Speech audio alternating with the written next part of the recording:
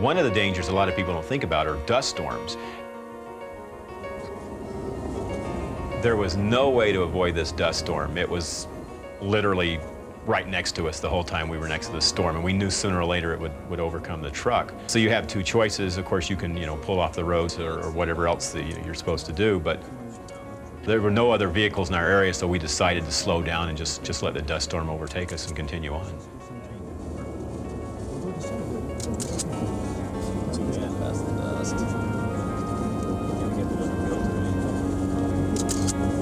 Up to 200 speed.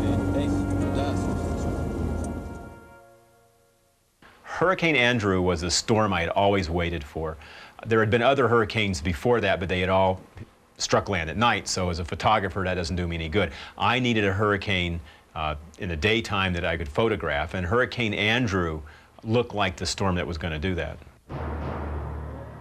I decided to ride Hurricane Andrew out in a parking garage in Coconut Grove in South Florida. I surveyed the coast and decided this was probably the best area because it would offer me access to the coast, which was very important when the hurricane hit. And also it afforded me some shelter from a debris that I expected to come inland from the harbors there. When the hurricane reached its peak that night, these sounds originally were sounds of destruction, glass breaking and things crushing against things, and it's sounds that you can't even really describe, just horrific destruction sounds. But at one point, the hurricane winds took over. The sound they were making, the screaming, screeching sound of the winds dominated everything.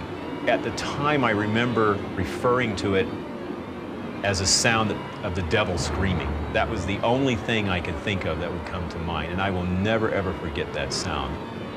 When I was shooting, I could not believe it. I kept looking around thinking, this is a major news story, and every major news story I'd ever covered before, there were photographers everywhere. So I kept looking around thinking, where in the world are all the other journalists? And there was no one. There was no journalists, there were no emergency rescue people, there was no one. I was the only person out there for quite a while, and it was kind of an eerie feeling. Andrew paid off. There was just enough sunlight. I got some absolutely wonderful shots. One of them appeared on the cover of Life magazine. Between the rain and the wind, it's amazing I even got a shot. I mean, the lenses were coated with water. One of the cameras failed. Just about everything you could imagine went wrong. Some of the film was destroyed by water. So I was very fortunate that I got what I did. But then when I look back, it reminds me of one of my favorite expressions in this business, and that is luck is the residue of design. And I think that's a classic example of that. Well, I was working on some notes for chasing and just happened to look out the window, and I saw this real suspicious cloud, and I thought, nah, that can't be. And I went back to writing and taking care of my notes, and I kept looking up at this cloud, and I thought, well, this is March in Tucson, there's not going to be any severe weather. But the more I watched this cloud, the more it began to look like something out of Texas, and before long it had a small funnel cloud forming, and I thought, oh boy.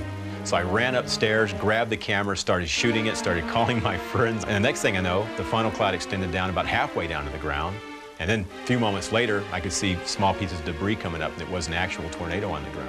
So it was quite frightening because here I was chasing all these years out in the Midwest, and now all of a sudden I was being chased. So I knew what these people feel firsthand when the tornado's out there heading towards them, and you're actually the one that's in danger instead of being out tracking these things.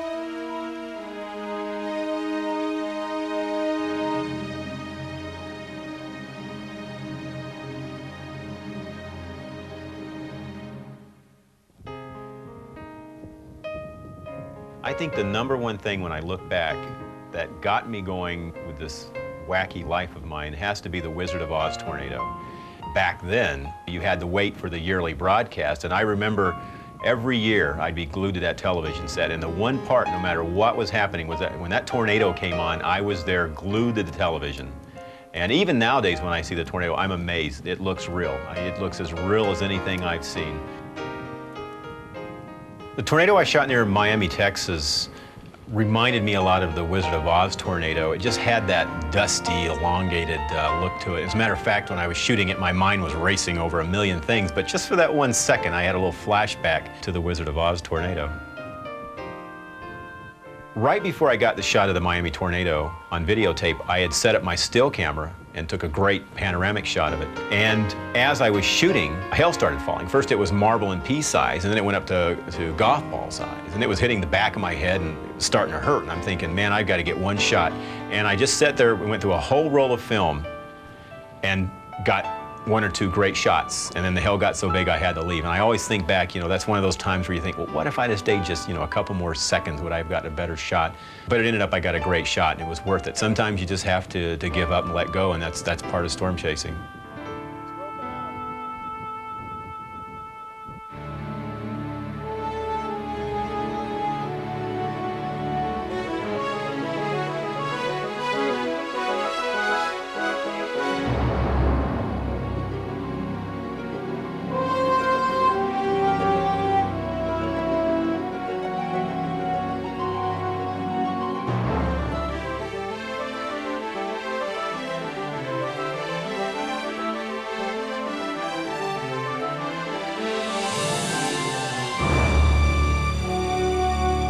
I think rainbows are kind of a symbol of the calm after the storm.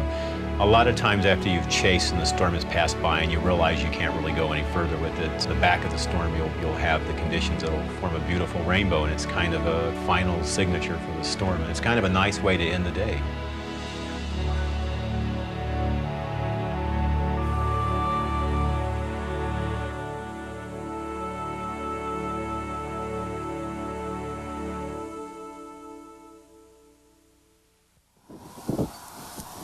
The secret to shooting severe storms is knowing when to quit.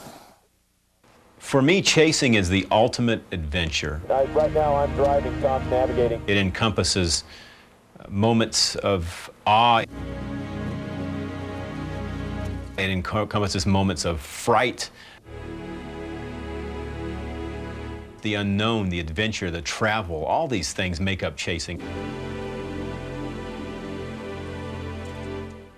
I don't think I'll ever quit chasing storms until I'm physically unable to, or mentally unable to. As long as I can chase storms, I'll be out there.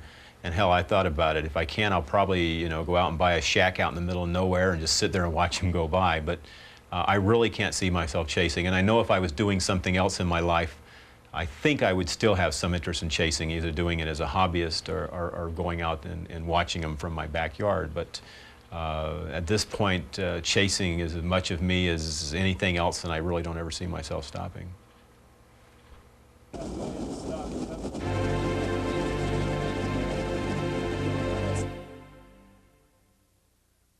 When I look at the photographs of what I've taken, and the memories they bring back, it's something you just never forget.